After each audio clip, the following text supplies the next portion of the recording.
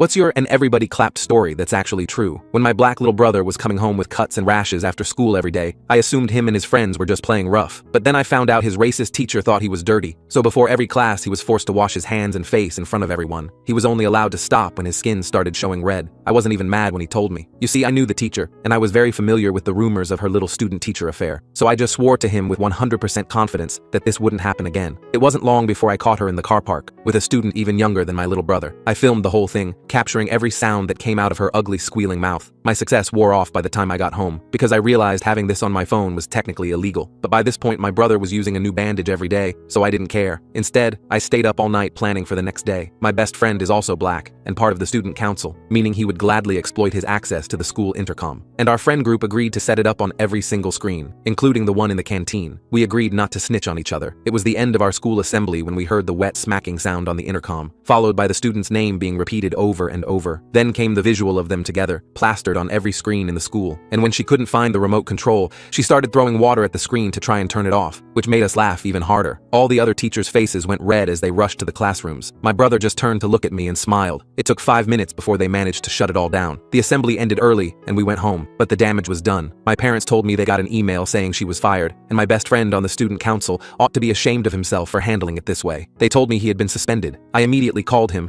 but before I could say anything, he promised me not to worry because it was all worth it, and it's not anyone's fault. That was 15 years ago. Me, my brother, and my friend group are still lifelong friends, all thanks to Miss Kelly.